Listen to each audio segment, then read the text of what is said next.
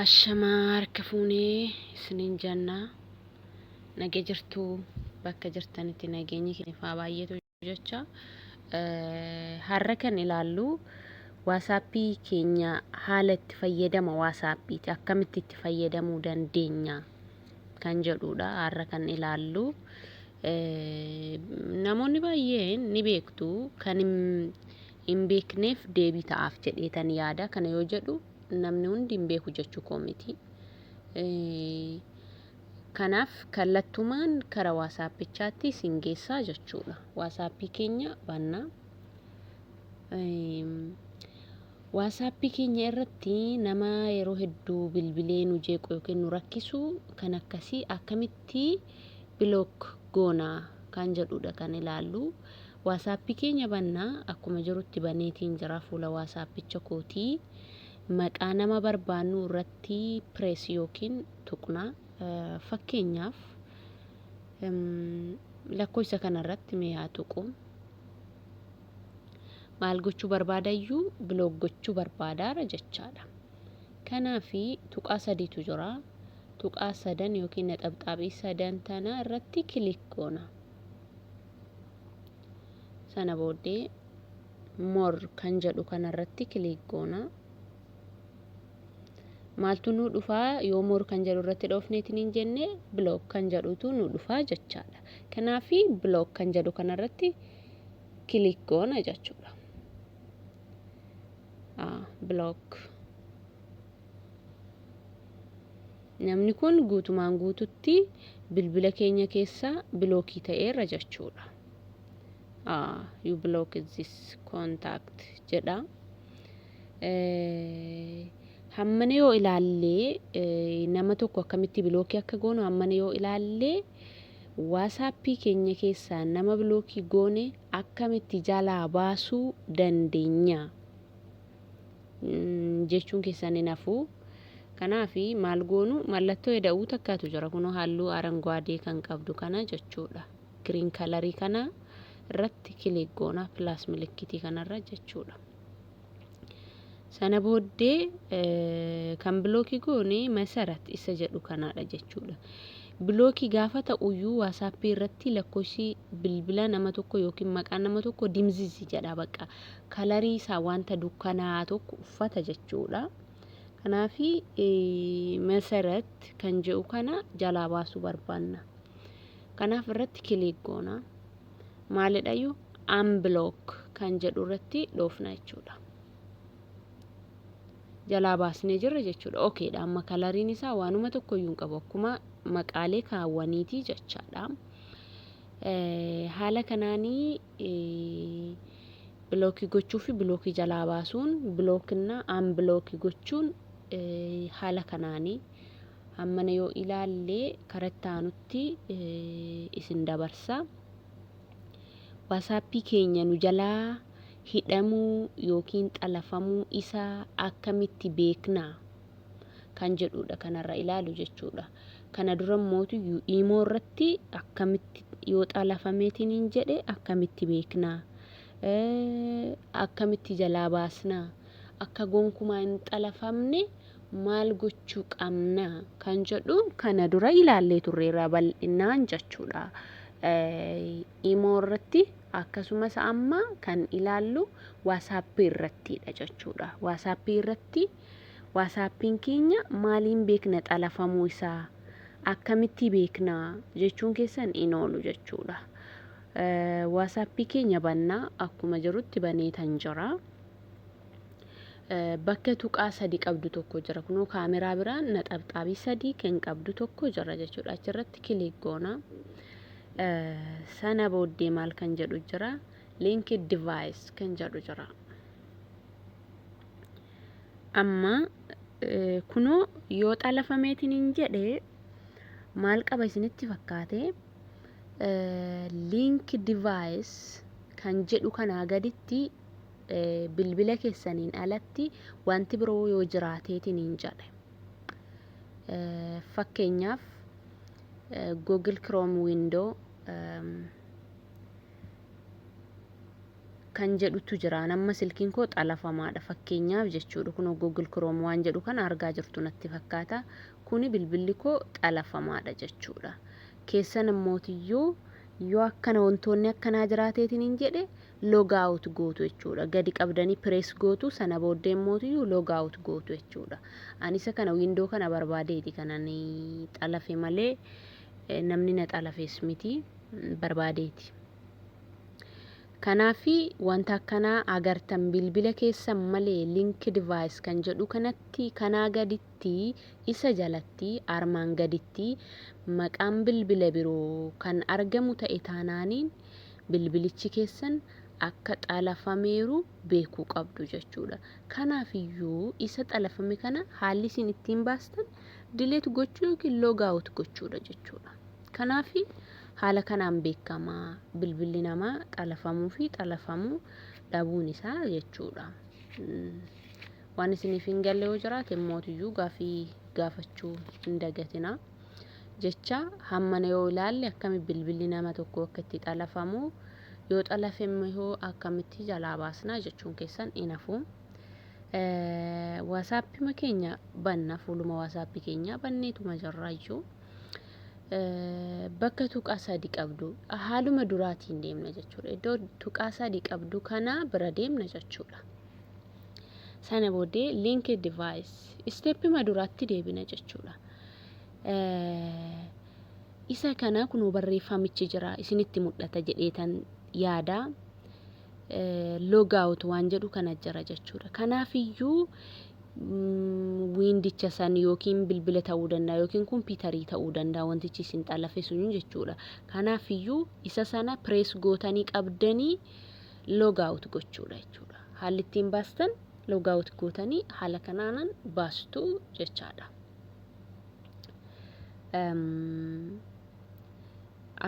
Kana yoo hammana ilaallee karattaanutti isin dabarsuun fedha.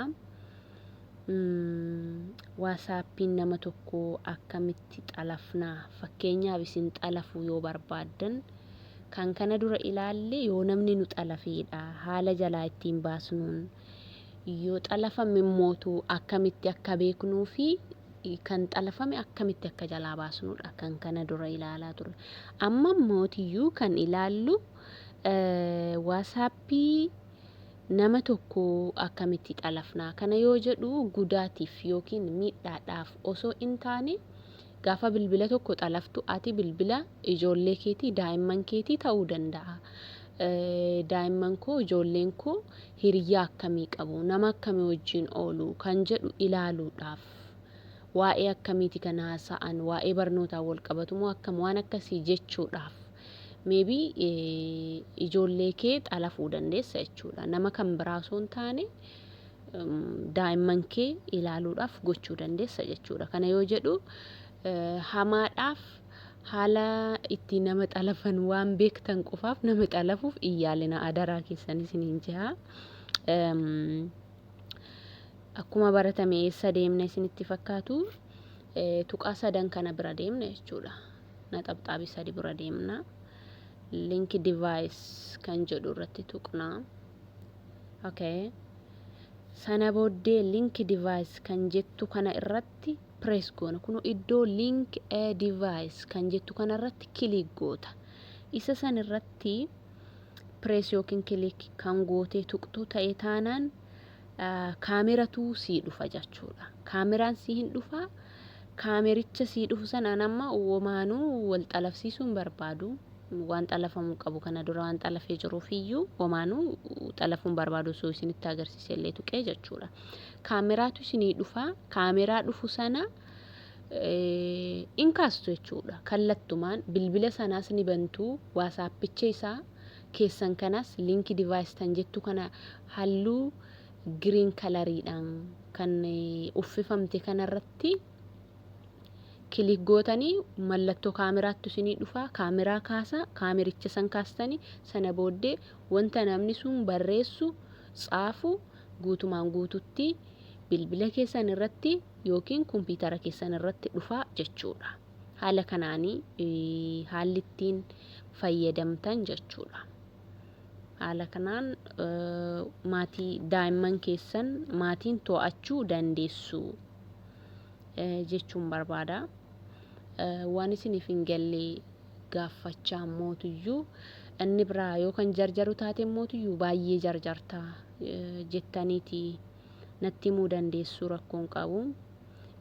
Haalli adeemsaan ittiin deemu sirrii yoo ta'e mootiyyuu sirrii jirta jettanii natti himuu dandeessu koomentii jalatti.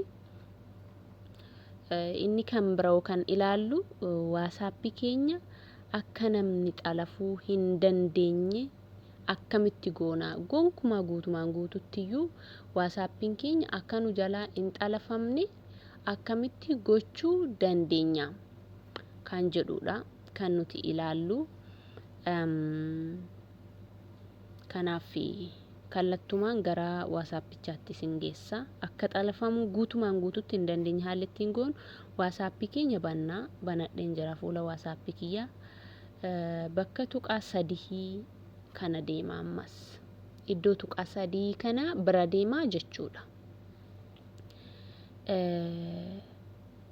Sana booddee setting waan jedhu jira. Setting keessa nan seena.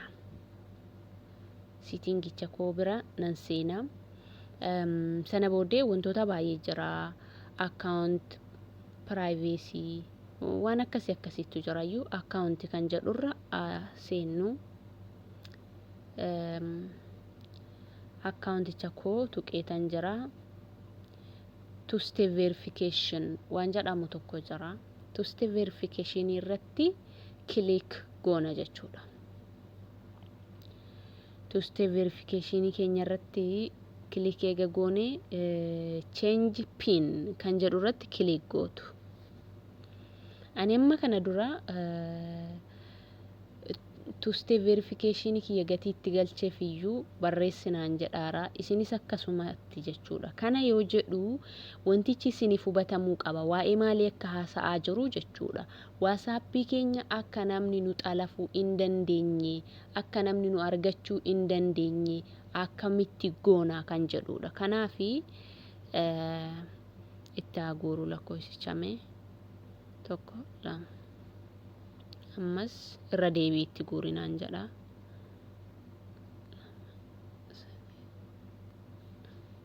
Save godhechaara jechuudha. Save.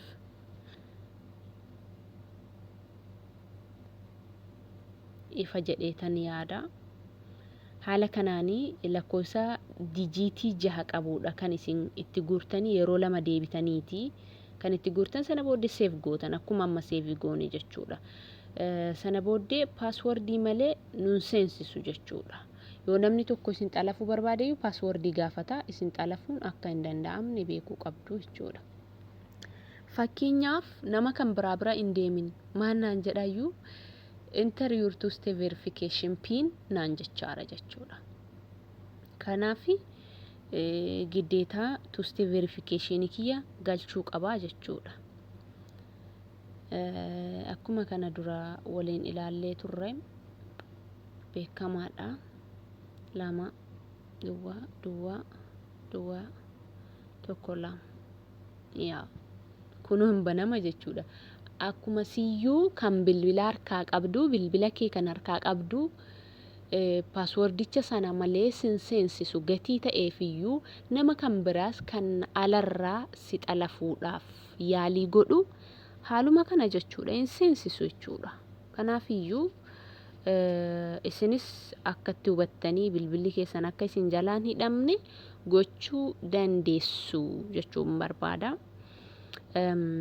Inni kan biraan mootiyyuu waasaappii irratti nama nu rakkisee osoo bilookii hin goone akkamitti ofirraa hiina yookiin ofirraa cufuu dandeenya kan jedhudha kan ilaallu. Bakka guutumaan guutuu haala ittiin ofirraa hiitaniin jechuudha. Waasaappii keenya ni bannee jirra. Fuula waasaappicha keenya maqaa nama hidhuu barbaannu sana gadi tuqna jechuudha. Fakkeenyaaf eenyu bira haa deemu. Ammas lakkoofsa biroo waa barbaadume lakkoofsa nama tokkocharra yeroo hunda gochuun xiqqoo rakkisuure guys. fakkeenyaaf lakkoofsa kanarratti haa tuqume.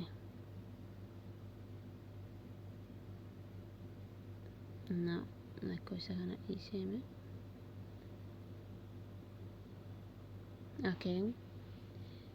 Lakkoofsicha sana tuqeen jira. Sanduuqa xiyya of keessaa qabdu takka jira jechuudha. Kun karaa gubbaa kanatti jechuudha. Ishee sana tuqnaa. Arkaayivdi ta'eera jechuudha amma. Kana jechuun kunoonni agartu jedheetan yaada. Kana goote jechuun namni bilbilee si jeequ yookiin sirratti amma dawwalee hojii si dhoowwu suni guutumaan guututti miseejii yoo barreessu ofuma isaa wajjin barreessa malee miseejiileen inni barreessu teekstiileen inni godhu si bira gahuu hin danda'u jechaadha. Kanaafi haala kanaan namoota isin jeequ ofirraa cufuu dandeessu jechuudha. Furmaata dansaadha jedheetan yaada. Akkasumas yoo nama kana jalaa baasuu barbaanne haala kamiin jalaa baasna? Nama tokko fakkeenyaaf yeroo hojii keessan irrattan sa'aatii hojii akka isin hin jeeqne akkas gootani hojicha keessan sana yeroo xumurattaniitiin hin jettan jalaa baasuu dandeessu jechuudha. Isa sana jalaa baasuudhaaf maal gochuu qabna? Akkamittis jalaa baasna? Wanti jedhu hin hafu jechaadha. Kanaafiyyuu haala ittiin jalaa baastan isinitti agarsiisuufin deema.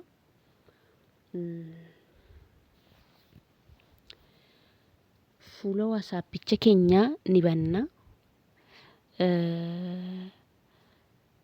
Isa sana yoo banne kana dura arkaayivdi goonee turre jechuudha. Sanduuqicha keessa galchineetiin hin turre.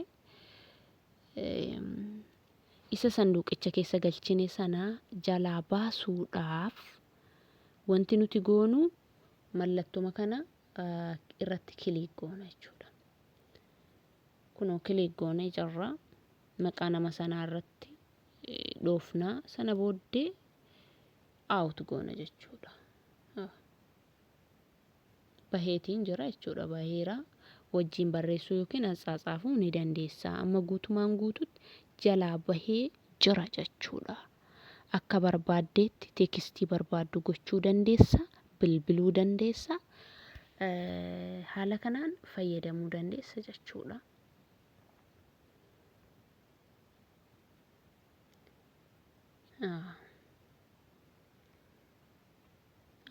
Yeroo jalaa baastu akkuma isin himeetiin ture gaafa jala galchuu barbaaddu xiyyaan isaa gadi garagala jechuudha. Gaafa jalaa baasuu barbaaddu mootu xiyyaan isaa intinaa ta'a jechuudha.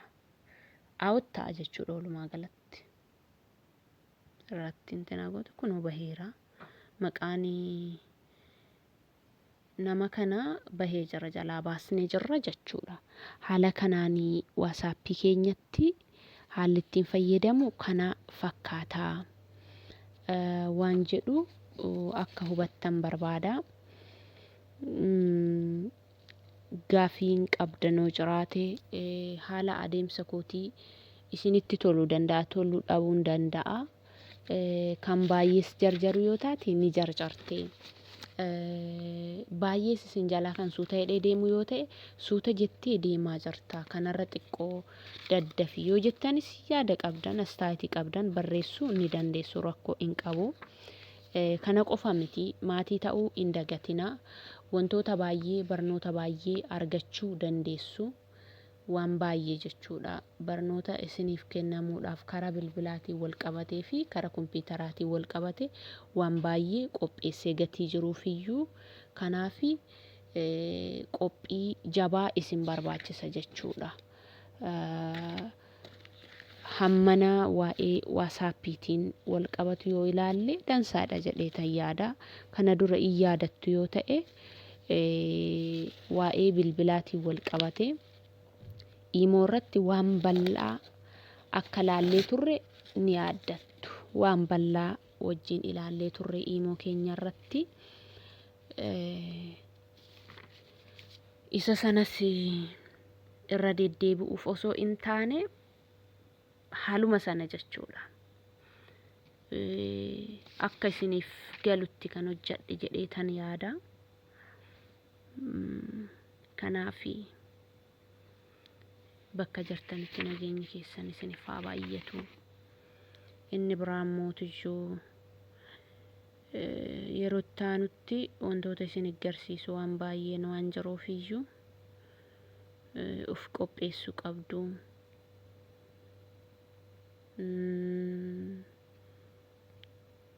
Yaada keessan hin dagatinaa, barreessuu hin dagatinaa. Waan baay'ee isinirraa eegaa. Yaw astaayitii keessan kennuu irratti akka uf duuba hin deebine, komentii barreessuu irratti akka uf duuba hin deebine. Maaliif yoo ta'e anis isarra dhaabbadhee tan deema. Yoo isin immootu caluma kanuma jettan taate ani ijoollee kanaa barnoonni kun hin taaneef jedhee yaada malee isiniif hubatamee isinii galee zimmi jettan jedhee tan yaadu. Kana yoo jedhu hamma beeknurraa waan ta'e walii qooduudhaaf malee ani isinii ol beekee osoo hin taane namoota xiqqoo ifa wanni hin taaneef jiru ifa ta'uufii danda'a. Maybe kan jedhuudhaaf malee kanas yoo jedhu namni hundi hin beekan jechuu koo miti. Kanaafi har'a kana fakkaata kan ilaalle.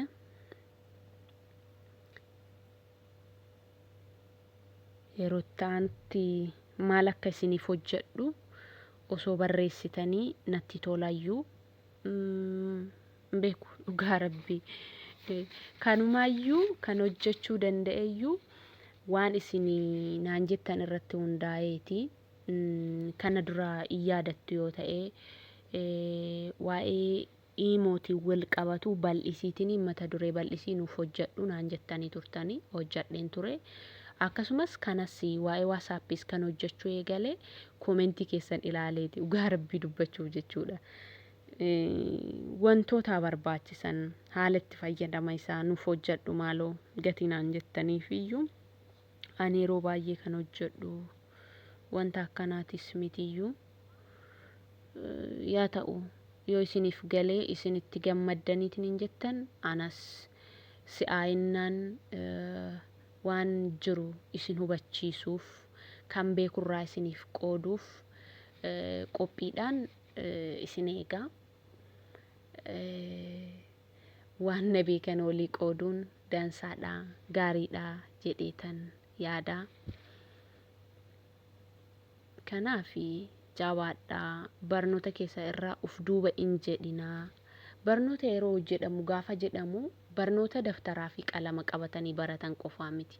Waa'ee bilbilaatu haalatti fayyadama bilbilaa hubachuun inni tokko barnoota jedhama jechuudha. Waanuma kamiyyuu waan hin beekne tokko barachuun qalamaaf dabtara qofa harkaan qabu osoo hin taane barnoota jedhama jechuudha. Kanaafi isin barnoota kanarratti jabaattanii wanta isiniif hin galle gaafattanii kan isiniif gale mootiyyuu itti gammaddanii haala saniin yoo deemtan dansaadha, bareeda jedheetan yaada.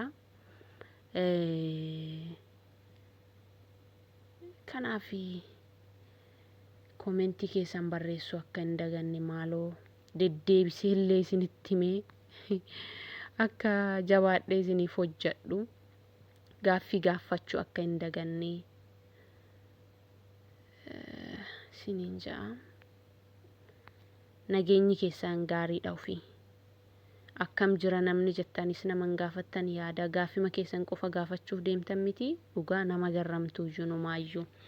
Namni kun nagaa qabaa, naga qabdaa, fayyaan kee akkam jettanii akka maatii tokko maatiidha miti nuti amma maaliif naman gaafanne akka namni itti jiru.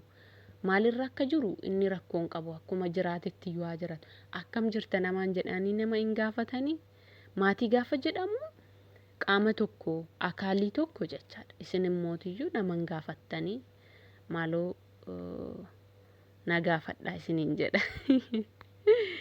Akkam ooltee akkam bultee yaa'u namoonni tokko kan naa bilbiltanis jiru karaa bilbila dhuunfaatiin akkasumas inboxii keessa seenee yaada keessanis baay'een dubbisaa dhugaa akka isin kabaja guddaa naaf qabdan akka isin si'aayinna horadhe akka wantoota hedduu isinitti agarsiisu akka isin naaf qabdan argeen jira.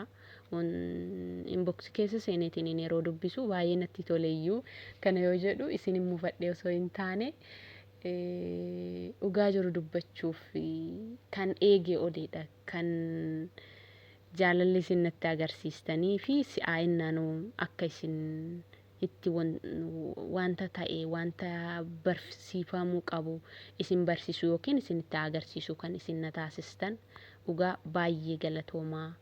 Bakka jirtanitti nageenyi keessan isiniif haa baay'atu isiniin jedha dhugaa rabbiin. Jaalallii fi kabajni isin naaf qabdan waan addaati. Dhugaa fayyaa ta'a.